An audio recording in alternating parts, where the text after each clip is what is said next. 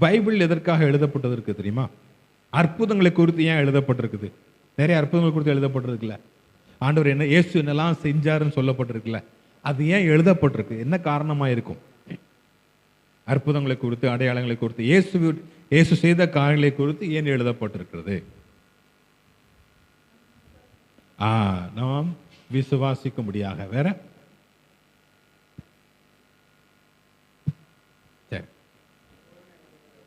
சோதனை வரும்போது தாங்கிக் கொள்ள. சரி, ஞாயிற்றுக்கிழமை காலையிலே ரொம்ப மூளைக்கு வேலை கொடுக்கணும். இன்னைக்கு ஓய்வு நாள் இல்லையா? எல்லாத்துக்கும் ஓய்வு தான் கொடுக்கணும். சிந்திக்கிறது ஒரு வேலை தான், அதுக்கு ரொம்ப ஓய்வு வேலை கொடுத்துட வேண்டாம். அதனால வசனத்தில் தெளிவாக எழுதியிருக்கு. ஒரு வசனம் வாசிக்கலாமே?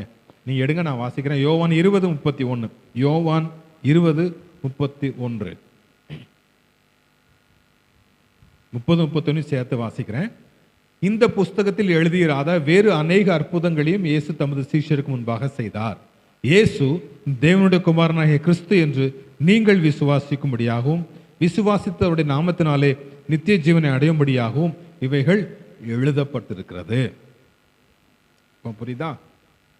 ஒரு வசனம், ஒரு காரியம் சரியா சொன்னீங்க. விசுவாசிக்கும்படியாக.